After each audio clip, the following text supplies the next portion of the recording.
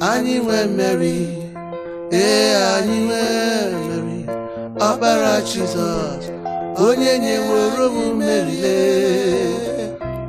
anyị nwe mmeri, anyị nwe mmeri, onye na-enye nwa, onye nyeworo anyị mmeri. Amen and amen. Ana m ekele Chineke n'ihi n'ụbọchị taa ọ bụ ya bụ ọkpara Chineke nke bụ Jizọs, ọkwa ya nyere anyị mmeri. Na mgbe awa dị etu a, cheta na ọ bụ mụ onwe m bụ Pastọ Afam Chukwukwere.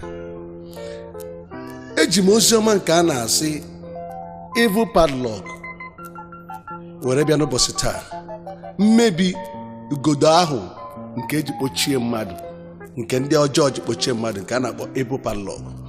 Etu a ga-esi mebi ya na ọrụ dị iche iche nke ọ na-arụ na ndụ mmadụ, nke kwesịrị ka gị enwe gị wee bịa nso ka ị wee mata, tụlee onwe gị, mara na iso na onye eji n'ọnya, ka ị wee mara ụzọ ị ga-esi nwere onwe gị. Amen. Gịnị bụ Evil Padlock? Na nke mbụ, Evil Padlock bụ ugodo nke anaghị ahụ anya, nke enwere ike izo n'ime mmadụ wee bibie ndụ mmadụ. Chere ka ị mata, ọtụtụ ndị mmadụ nke ị na-ahụ n'ụbọchị taa na-aga n'okporo ụzọ, ụfọdụ n'ime ha bụ ndị eji Evil Padlock a wee kpochie, nke etinye n'ime ha. Ụfọdụ bụ ndị akpochiri n'ime ịṅụ gay ma ọ sịga ma ọ bụ ịṅụ mmanya. Ụfọdụ ka akpochikwara n'ime ịchụ nwanyị. Ụfọdụ ka akpochikwara n'ime ọnya dị iche iche. Gịnị ka a na-ekwu ihe a? Evil Padlock. Ị nwekwara ike isi na padlock a bụ gịnị? Ihe nke mmụọ nke enwere ike iji wee mee mmadụ ka nweta ya bụrụ ihe gbuturu oge na ndụ ya. Ihe dị etu a bụ igodo enwere ike iji kpochie ndụ mmadụ. O nwere ike ịnapụ mmadụ oke kwesị na oge nweta na ndụ a, dịka na marriage ya, ma ọ na biznes, ma ọ bụ na ụlọ akwụkwọ ya. Evil Padlock a na-ekwu okwu nwere ike ijide ihe nweta mmadụ, kechidie ma nọdosie anya n'ike. Ihe a bụ ihe a na-eme na mmụọ. Ugodo enwere ike iji pichie akụnụba mmadụ, onye anwa na-ebizi na ndụ nke ihe ntakasị ahụ. Mana n'ụbọchị taa, ike nke si n'elu ga-abịa wee toghepụ ka ha rawebu ndị eji na okike agbụ Evil Padlock n'ụbọchị taa n'aha Jizọs. Ngwa geenụ ntị. Ọ bụrụ na ị gaa n'akwụkwọ nsọ dịka kwuru ya n'akwụkwọ Judges isi nke 16 amaokwu nke 21, ọ sị, but the Philistines took him and put out his eyes and brought him down to Gaza and bound him with fetters of brass, and he did grind in the prison house. Kedu onye na-ekwu ihe a? Ihe a bụ Samson. Akwụkwọ nsọ na-akọwa n'ebe a na Samson bụ nwoke nke ejidere. Ndị Filistin jidere ya, were mma wụpụ ya anya, kpụrụ ya, asị na ejiri chen kee ya aka niile, were padlock pichie ya, tụgbuo ya n'ụlọ mkpọrọ, pichie ya ebe ahụ, ọ nọrọ ebe ahụ dịka onye ohu. Mgbe ọbụla mmadụ jere wee lụọ ọrụ n'isi mmadụ with padlock, ihe ọ chọrọ ime onye a bụ ka onye a dịka onye ohu. E were padlock pichie mmadụ, a ga-emezi onye a dịka onye ohu. Onye a ga-enwezi ike ime ihe dịka mmadụ si eme, n'ihi na ọ bụ onye eji eji. Padlock eji ya pichie mmadụ, pichie ọnụ ụzọ ọbụla eji ya pichi, mmadụ agaba n'ime ya. E were ya pichie marriage, nobody will enter the marriage. E were ya pichie ya progress, nobody will enter your progress. Ya mere n'ụbọchị taa, nwanne m, na ị ga-ege ntị ka ị wee ghọta etu ị ga-esi kpe ekpere wee tibie padlock ọbụla nke ji kechi ọganiru gị. Kedu ihe m na-akọwa? Evil Padlock. O nwere otu akụkọ nke m ga-akọrọ gị ugbu a, nwanne m nke na-ege ntị. Ọ dị otu nwoke nke akpọchiri n'Evil Padlock. Onye kpọchiri ya? Ọ wee bụrụ nwunye nke ọ nụtara, n'ihi na ha nwere okwu na ụka. Di na nwunye nwere obere okwu n'ime onwe ha. Nwaanyị a wee nwee oyi wee si di ya na oge eme ya ihe. Ọ sị na oge gosi ya na ọ bụ ya ka a na-akpọ nwaanyị, na o zuru agbara nwaanyị, na oge ji anya ya hụ ya. Nwaanyị a wee si n'ebe a pụọ wee gakwuru nwa dibịa mgbaasị. Mgbe o ruru na be dibịa, o gwara dibịa na ihe ọ chọrọ bụ ka a kpochie di ya, ka di ya ghọzie nwaanyị ka ya bụ nwoke, ka o tezie care of the business of the man, ka ọ bụzie onye ga na-anụzi nwoke anụ, ka nwoke na-asazi efere n'ụlọ, na-eficha ụlọ, na-esi nne n'ụlọ. Ihe a ka ọ chọrọ.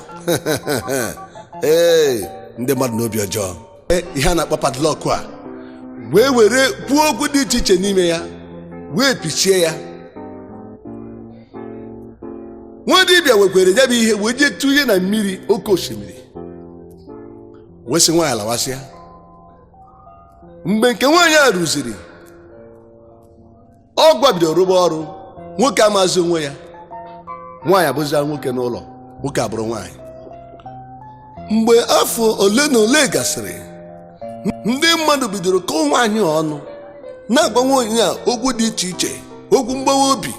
Lee ka isi mee di gị, lee ihe mere di gị. Ihe nke a wee wute nwaanyị a.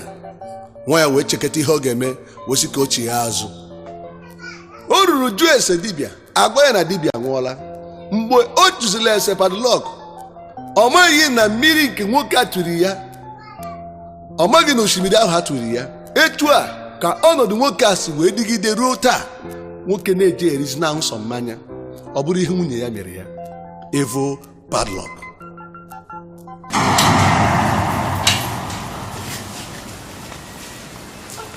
Come. John, where are you going to? Oh, you are trying to avoid me. You know how times you like to behave like kids. Are you trying to avoid me or what? I don't. Eh?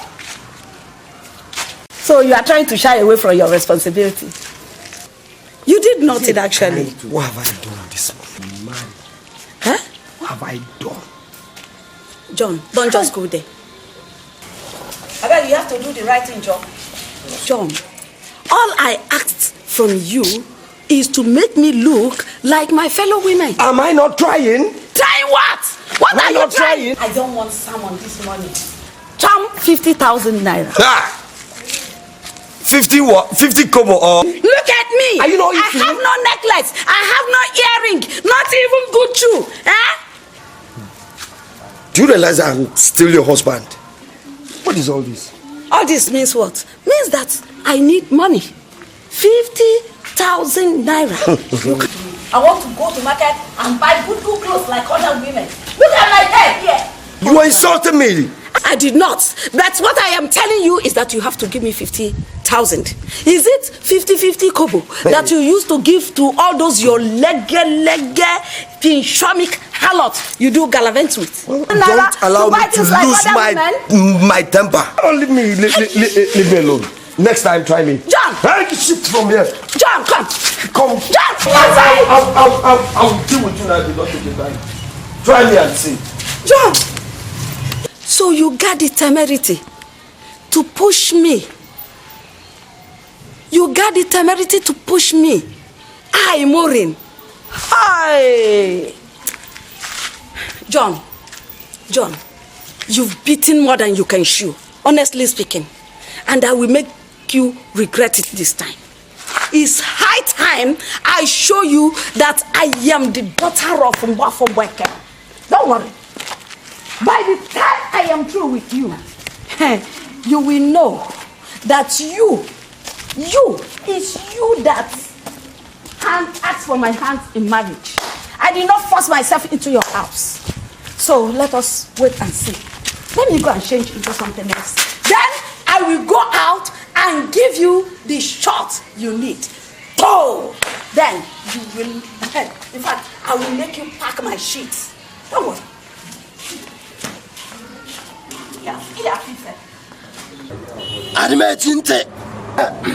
I'm hearing you now. Yes. Say whatever you want to say. Yeah, I'm locking up. Yeah. I should open the padlock. Open it.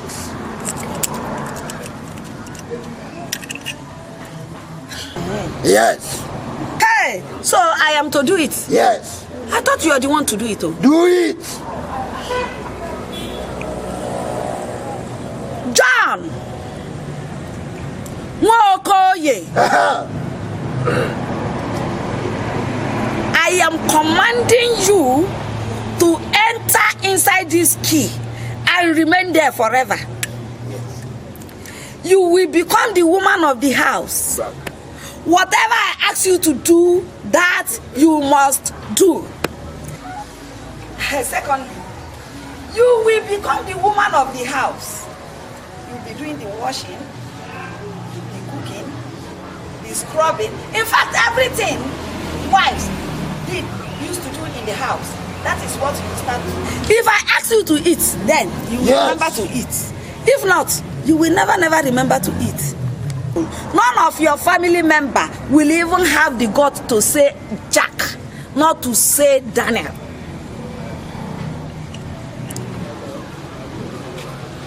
Lock him there. There you will stay and remain forever and ever. I am now your husband. You are my wife. Take it and go and throw it into the ocean. I know. Hey, please. Go and throw it in the Please, ocean. Ajagwa, I don't want to leave this place with anything in my bag. Yeah. So please, can you just help me and do it? Drop. Do the throwing. Oh yeah, please. drop it on the floor. Thank you. Thank you, Ajagwa. You can now go back. Yes. How do I... Oh no, you go. Thank you. Yes. Thank you, Ajagwa. Yes. Thank you, Ajagwa. Yes.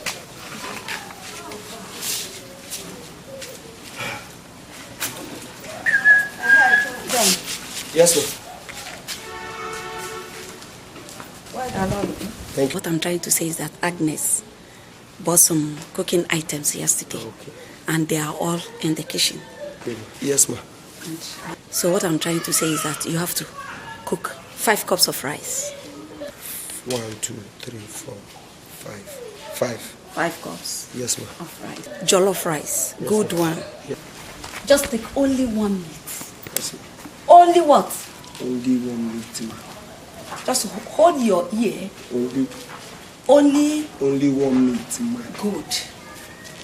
Now, another thing is that after scrubbing this place, you will flush the toilet. Yes, ma'am. Yes, ma'am. But before you go to flush and clean the toilet, you have to, first of all, do the cooking so that you don't take your rubbish hand and cook for me. Yes, ma'am. Come on. I know you deserve it now. Yeah, that's what I want you to be doing. Thank you, ma'am. Hey, what next? After cooking, toilet. After the toilet, I don't want you to go beyond this place. Yes, ma'am. You can now leave your ear. Thank you, ma'am. Thank you. Ma, you know, I will not. You know what I mean by that? I will never. What I mean is that I forbid you from going out. Yes, ma'am. I will not go. I will not go out. Don't pass your boundary. I will not go out. Take care of yourself. Yes, ma'am. Oh, you has already come. I'm not out.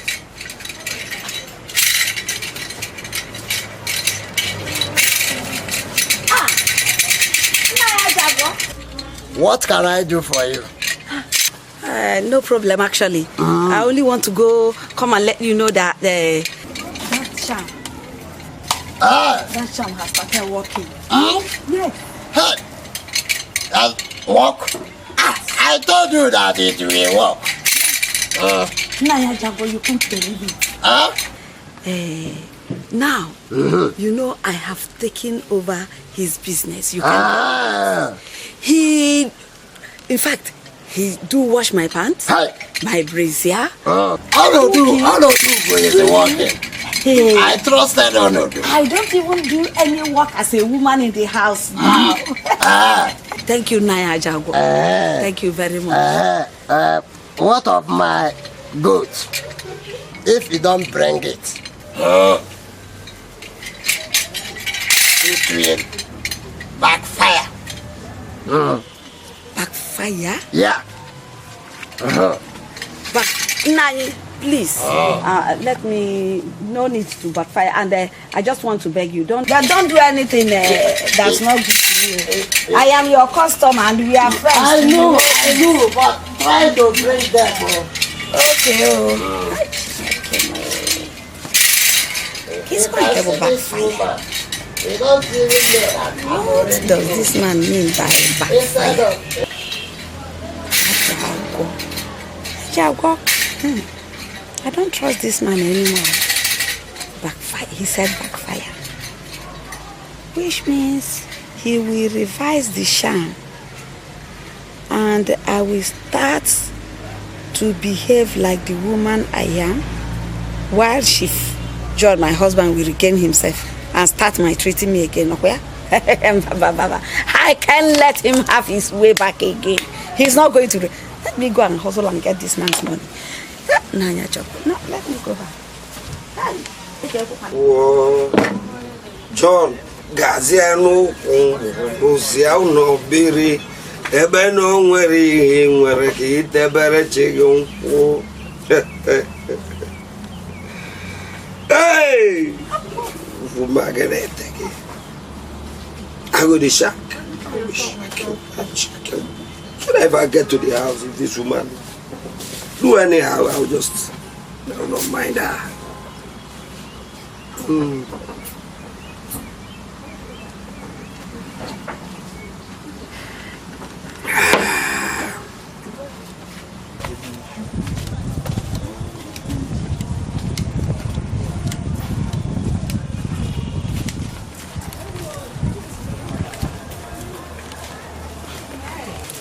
Oh, good evening. Good evening, Molly. How are you? I'm fine. And Okay, you? fine. Come, Molly. Tell your wife to come and pay me my 350 naira drink. He drank from my shop. My wife? Yes, your wife, of course. You don't Who know. is your wife? You know her again? Your wife now. Tell her to come and pay me my money, JJ. You must know. 350 naira. Don't you know your wife anymore? You are going nuts. Are you not ashamed of his drink, her drinking? Shut your toilet. Is she not ashamed? Is it my husband you are Hello. Don't worry. She's her, you, and him. We shall see. But look, I'm giving you people today and tomorrow. If he doesn't bring my 350 naira, You are still calling her. her.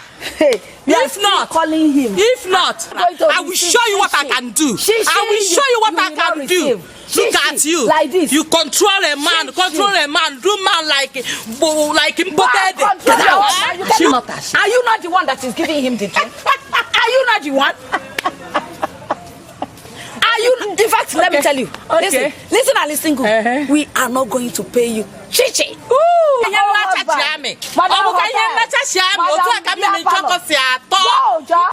I'm expecting you people to bring my 350. If not, you will see what I can do. What have I done to myself? Hey, I turned my husband to water leaf. Now, oh God, what have I done? I locked my husband. I liquidated him. I reduced him to nothing. No, I must unlock him today. No, it's okay. I must unlock him. Oh, God.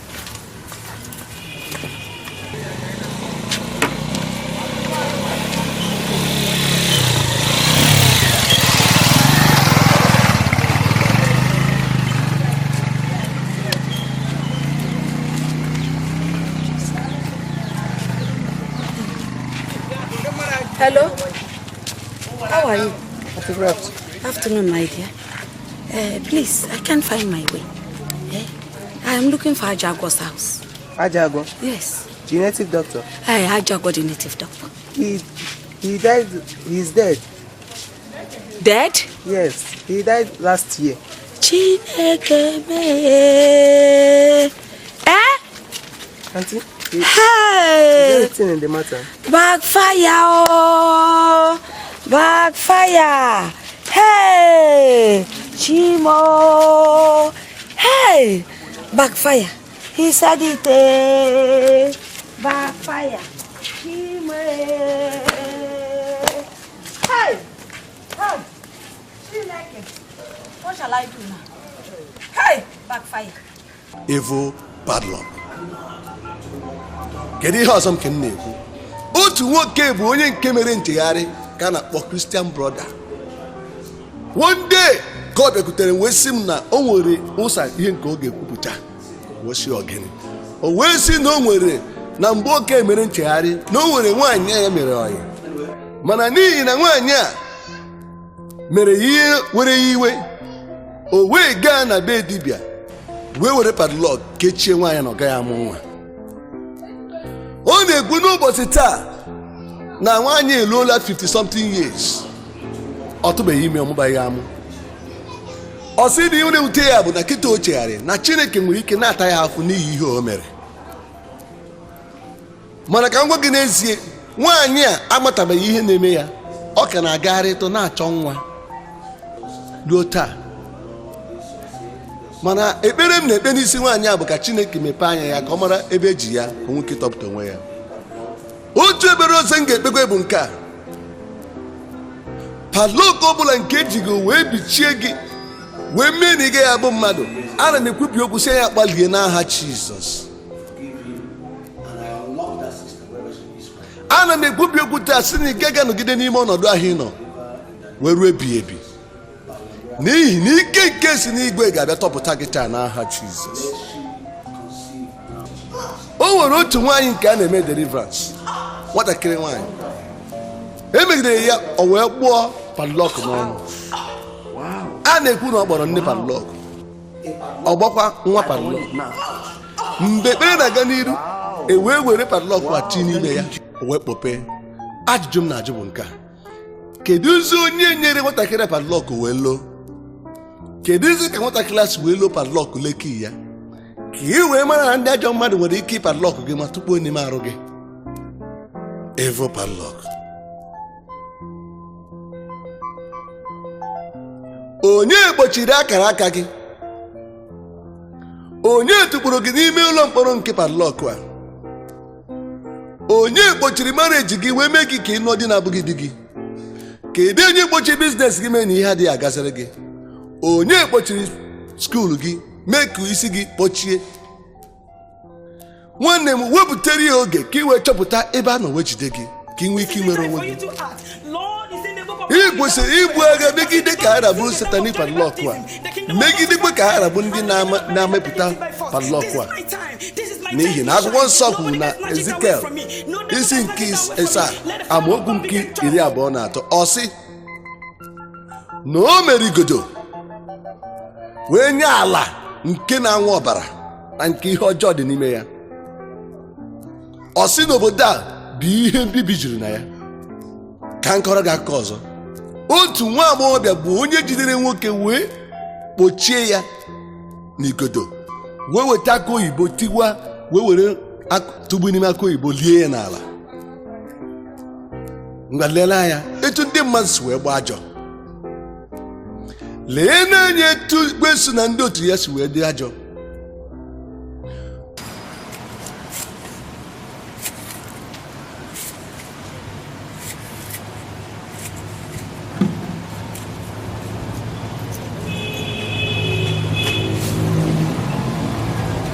Francis, as I lock this key today, I lock every good things concerning you. I lock your marriage. I lock your business. I lock everything, even your life, and all your family members. I lock all of them. So it shall be. And as I put it into this coconut and bury it. Everything concerning you has been buried.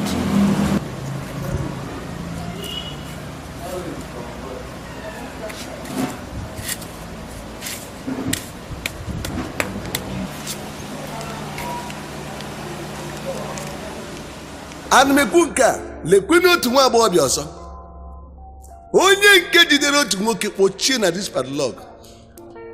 Mgbe o mechara ihe ndị a o liye n'ala wee buru nri tinye nri ndị amosu bụ nwoke rie. Ka nwoke risiri nri a, nwoke a wee bụrụ ohu nyere nwaanyị a. Mgbe oge na-aga ka chi na-efo na-agafe, nwoke a na-adị worst na-ezuzu nzuzu. O dee cheki 100,000 onye ọnọrọ ya donye nwunye 1 naira. Ọnọrọ ya dọsụ nwunye nwere ha azụ o jere ime nwaanyị akaụntụ. I want anything I ask from you. Anything I ask you to do for me, you do that thing for me, whether you like it or not. As I'm padlocking this key now, I am padlocking your life. And I will lock your life into my heart, so that anything I ask you to do, you will do it for me. So shall it be. That is my command for you. And you are going to do it.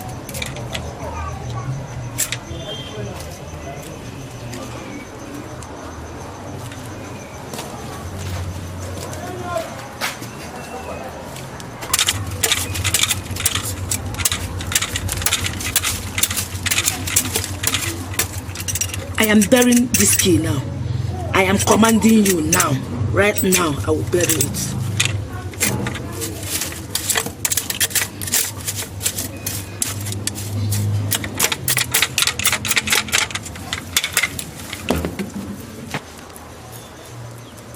Hey, T-Boy! I'm coming. I'm going to bring your food. Yes, baby. Oh, my sweetheart. Where is the food? Wow. All right.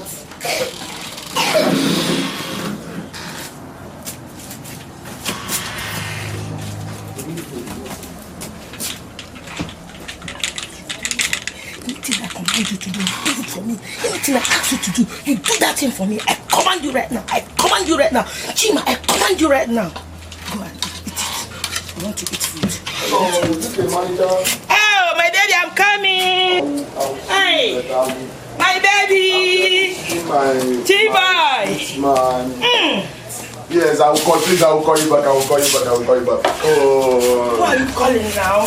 No, it's my manager. My manager. Oh. This here is very delicious. I prepared it special for you. Oh.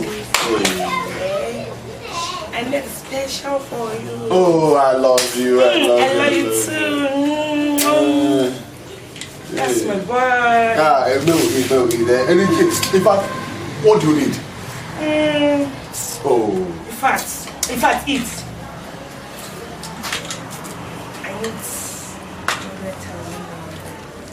100,000? Ah. A baby boy. Come of 100,000 naira. Hi.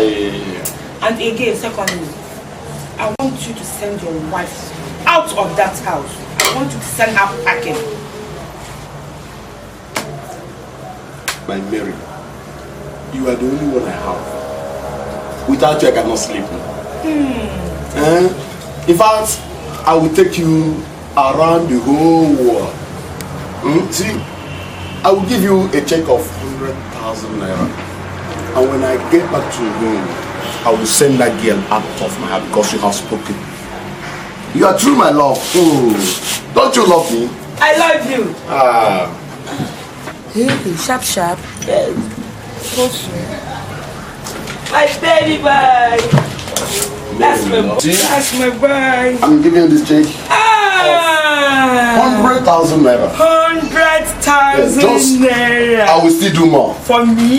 Yes. I will put you in order. I don't know that why. That girl. Oh. Take me one place. I love you. Oh. That's my boy. I'm proud of you. Oh, thank you very much. In fact, I can't do anything without you. Oh. In fact. Don't worry, we're together. Otu nwa agbọghọbịa nke a na-eme deliverance. Nwa agbọghọbịa wee kwuo okwu sị na ya onwe ya kpọchiri ezinụlọ ya niile, kpọchie ụmụnne ya ma kpọchikwa onwe ya, wee were padlock wee tinye n'ọnụ ya loo. Mgbe a jụrụ ya kedu ihe o ji mee ihe dị etu a, ọ sị na ụmụnne ya akpasu ya iwe, o wee mee na onwe onye ọbụla nke ga-anụ di tikwe ma ya onwe ya. Mana ekene dịrị Chineke mgbe e mere ya deliverance, emebiri ya padlock, ọ gbakwara ya ma nwere onwe ya. Pastor, please, I'm here to confess this. About what? You know, my mother always maltreats me. She tormented me all the time. Upon all the things I normally do to her, yet she made me as if to say I'm not part of the family. So that thing made me to padlock myself. Even my sisters. Wait, what? You padlock them? Yes, Pastor. Why? That I want them, all of us, not to marry and to remain permanent in our father's house. You don't want them to marry you too? Yes, Pastor. But I'm sorry. And it's affecting me now. Seriously. God is a merciful God. Yes, Pastor. And one God to deliver you. Let me pray for you. As I pray for her right now, every padlock, every evil padlock, she has used the padlock to seize their sister's destiny and her own out of her life. Out of her life. By fire in the name of Jesus. Thank you, Jesus. Thank you, Jesus. You are free. You are free. Pastor. Thank you, Jesus. You are free. Thank you, Father. You are free. Thank you, Jesus. Thank you, Pastor. Ọtụtụ ndị mmadụ ị na-ahụ n'okporo ụzọ taa bụ padlock a n'ime arụ ha were aga. Ụfọdụ bụ ndị bụ chain n'ime arụ. Ndị eji eji na mmụọ ha na-aga ma ha amaghị na abụ ndị eji eji. Ịma nwoke a na-akpọ Zedekaya, ịma nke a na-akpọ Samson, ndị a bụ ndị ohu, ndị padlock a ji na njọ n'ime akwụkwọ nsọ. Ọ bụrụ na ị gaa n'akwụkwọ Jeremaya 30 isi nke 3:9 amaokwu nke 7, ị ga-aghọta ihe m na-ekwu nke ọma. Ọ sị, n'ihi nke a ha jidere Zedekaya, wụpụ ya anya, were ugodo tụchisie ya aka, kpụrụ ya gaa Babilọn. Ị gaa na Judges isi nke 16 amaokwu nke 12, ebe a ka ọ na-akọwa na ndị Filistia jidere ya, wụpụ ya anya, kpụrụ ya gaa na Gaza, wee mee ya ka ọ bụrụ onye ohu, tie n'ụlọ mkpọrọ ebe a tụrụ ya ịga aka n'ụkwụ, o wee na-akwọrị ha nri. Evil padlock. Nke bụ eziokwu bụ na ọ bụ na ikpe gị ekpere megide evil padlock ndị a, oge na-abịa mgbe ị ga-abụ onye eji eji. Oge na-abịa mgbe ị ga-abụ onye ga-anọ n'ime ya, ị gaghị enwe ike pụta apụta. Ka m jụọ gị, ezinụlọ gị ha bụ ndị na-ala n'iyi n'ime padlock a? Ị kwesịrị ikpe ekpere ka ị tilie nya bụ padlock ka unu wee nwere onwe unu n'ime okike agbụ a. Na ekpere m ga-ekpere gị, ọ dị padlock ọbụla nke ji kedo gị na be nna gị, ana m ekwubi okwu ya gbalie n'aha Jizọs. O nwere padlock nke ji kechie gị na be nna gị, ana m esinye gbalị n'aha Jizọs. O nwere padlock ọbụla nke eri n'ala n'ihi gị onwe gị, ana m asị ka ọ pụta n'ala ahụ ma gbalie n'aha Jizọs. Ị bụ onye eji eji na dị satanic padlock. Ekedoro gị n'olu, ekere gị n'ukwu, ekere gị n'ụkwụ, ka ekere gị n'aka. Kedu akụkụ arụ gị ebe ekere ya? Ekere gị ya mgbe a mụrụ gị ọhụrụ, ka ekere gị ya mgbe ị bụ okenye? Ọ bụ mgbe arụ adịghị gị ka ekere gị ihe ndị a? Ị kwesịrị ikpe ekpere ka ị wee mebie ha niile. N'ihi na ọ bụrụ na ikpe ekpere nke ukwuu, ị nwere ike mebie ya physically, mana spiritually ha ji gị na njọ. Nke a mere otu nwoke rọrọ nrọ ebe ochi chains n'aka ya dị na padlock. Mgbe o bidoro n'ụtụtụ ka na-akọrọ ya ndị enyi ya, nwandịtị oge ara wee pụwa ya. agwakọ ya chen ya n'ihe n'ihi na ime mmụọ na-akọntrolu enu ala. Ọ bụrụ na ị chere na ị rọrọ nrọ ebe ichi chens ma padlock n'aka, ị kwesịrị ikpe ekpere nke ukwuu ka ị kụrie ya padlock.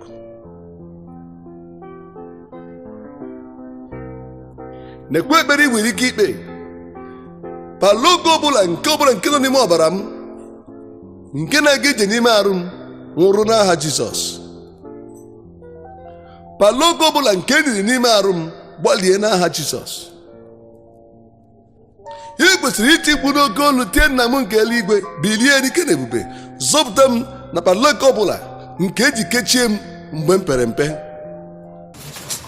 Why is that my mind is not back by this time of the day?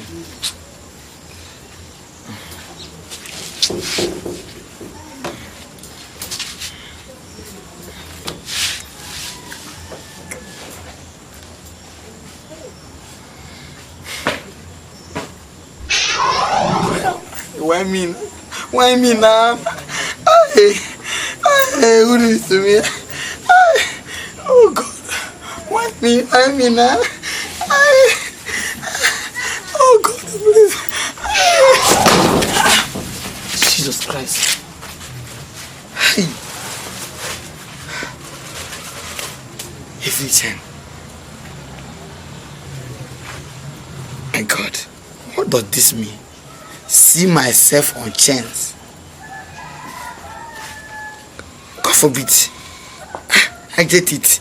No. With a big chain on my hand.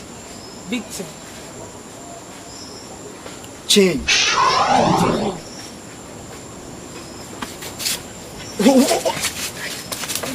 What's the problem? What's wrong with you? What's the problem now? Stop. What's wrong with you? Who are you? Who are you? I don't. Where are your friends now? Who are you? O nwere families ndị eregburu dịka ohu wee nye ndị amoosu, wee jide ha kechie na dis padlock. Ọtụtụ bụ ndị eji akara aka ha, blessing ha, glory ha, marriage ha, akụnụba ha, kechie ha n'ime padlock a. O nwere family nke na-akọrọ m n'oge gara aga. Ọ sị na nwa nke mgbe a mụrụ na nne ya bụ ya n'afọ 3.5 years, na nke abụọ nọkwara 2.5 years. Kedu ihe eji kechie ndị a? Ọ bụ evil padlock. Ezinụlọ gị abụ ihe na-ada ada site na this padlock na chain. Chineke nke eluigwe ga-abịa kpọpụta unu. Ọ ga-ejikwa ọkụ mee ka unu nwere onwe unu. Ọ ga-edestroykwa chains ya na shackles ya n'aha Jizọs. Ị ma na onye iro nwere ike ijide nwa nke mgbe amụrụ n'ezinụlọ kechie ya na padlock. Ihe a bụ ihe a na-afụ ebe a nụrụ ọtụtụ nwaanyị. O nwere ike ikpochi akpa nwa, o nwere ike ikpochi aka ọrụ mmadụ, ha nwekwara ike ikpochi ndị ga-enyere gị aka, ha nwere ike ikpochi obi aṅụrị gị ma ọ promotion gị, ha nwere ike ikpochi ministry gị, ha nwekwara ikpochi iji bụrụ nwoke ma iji bụrụ nwaanyị, ha nwekwara ike ikpochi ire gị, ha nwere ike ikpochi ndị mmadụ ịbịa ịzọpụta gị. Dịka edere na Ezekaya isi nke 19 amaokwu nke 9. Ọ dịkwa ihe dị mfe bụrụ ihe enwere ike ime iwere padlock n'ime arụ mmadụ wefee na arụ onye ọzọ. Kedu ka nke a si eme? Site na mgbe a mụrụ mmadụ, maọbụ site n'ịkwa iko, maọbụ na nrọ, maọbụ site n'otu ndị amoosu a, maọbụ site n'igbu ikosi mmadụ aka nwụrụ anwụ dịka ịga n'ụlọ ekpere na-abụghị ebe mmụọ Chineke na-achị, na site n'ọbụbụ ọnụ, maọbụ site n'ịgba ndụ dịka na-agba ndị mmadụ agba n'ajọ na arụsị maọbụ na mmiri.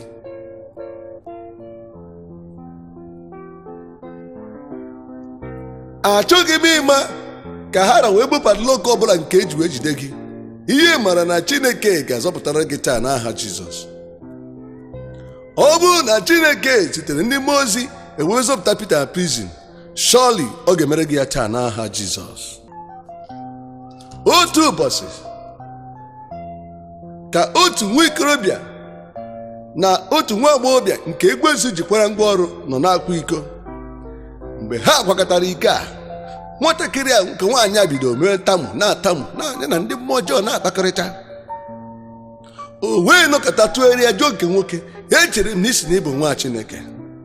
Mgbe nwoke a mepere ọnụ ka ọ saa ya okwu, ọ maghị ebe aka si kụọ ya n'isi ịkpọkọtọ m. Ihe nwoke ji bụrụ nwoke wee yọọ ịyọkọtọ m. Ebe a ka nwoke a si ebe ara. Nwaanyị akụnye pụọrọ onwe ya. Ọ maghị na ejidego ya padlock ihe o ji bụrụ nwoke na ndụ ya na evil padlock nke ndị mmụọ ọjọọ. Nwoke a nọ na nsogbu a ihe dịka arọ 8. Ọ bụ site n'ike nke Chineke na amara ya ka m mere deliverance o wee nwere onwe ya. I'm not joking. I can't do without you.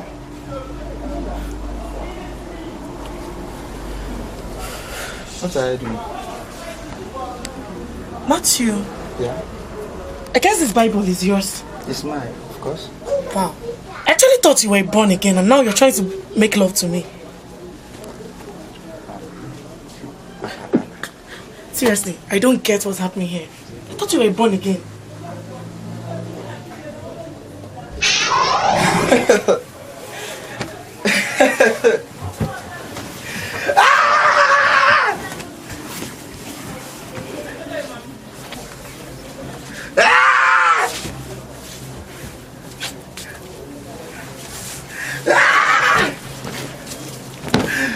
Ekpere m n'isi gị bụ nke a. Padlock ọbụla maọbụ bootu ọbụla maọbụ chain ọbụla maọbụ key ọbụla nke eji wee kechie akara aka gị n'ime mmụọ, ana m asị ka ọ skata ma expire n'aha Jizọs. Ana m asị onye ọbụla nke nwee ntegoro ya iji megide gị ka igodo a megide onye dị etu a n'aha Jizọs. O nwere ihe na-atọ m ụtọ nke ukwuu. Ihe Akwụkwọ Nsọ kwuru na Isaiah 54:17. Ọ sị na ọ dịghị ngwa agha ọbụla nke ndị mmụọ ọjọọ wentere nke ga-eji megide m. Ọ sị na ọ dịgo ọnụ ọbụla ile ọbụla nke wentere ọnụ ya nke ga-emegide m, na mụ onwe m ga-amakwa gị ikpe. Ọ sị na ihe a bụ ihe nketa nke mụ onwe m dịka onye ezi omume. Nwa Chineke ka m gwa gị, kama ndị a ga-apịchi gị n'ugodo a, gị onwe gị ga-apịchi gị ha n'aha Jizọs. N'ihi na ọ bụ gị ka Chineke nyere respect ka ị were ike nke o nyere gị wee buo agha megide ekwensu. Chineke nyere gị nnukwute ugodo n'iki nke ị ga-eji tinye n'ọrụ dịka okwu na Matu isi nke 16 amaokwu nke 19. O si na onyego ndị nsọ igodo ahụ iji wee buo agha. Amen. A na-ekwu maka Padlock.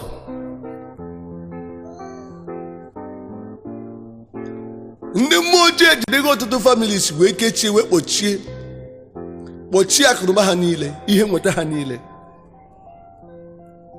O nwere ọtụtụ ndị mmadụ n'aka njem taa, mana ndị a bụ ndị ekere eke kpochie ha na mmụọ. O nweghị ihe chiri aka nke ga-aga n'iru. Ọtụtụ ndị mmadụ chọpụtara na ha bụ ndị akpochiri akpochi n'oge ha wee tipie ya nwere onwe ha. Ụfọdụ bụ ndị chọpụtara nke ha mgbe ha kawara nka ha wee nwee ike tibie ha mgbe ọ na-achọsị ka oge ganarị ha. Ọtụtụ bụ ndị na-amabeghị n'ihi na ha bụ ndị eji eji. Ụfọdụ ndị a bụ ndị ga-anọgide n'ọnọdụ a wee nwụọ. Ma Chineke ga-emere gị ebere taa n'aha Jizọs.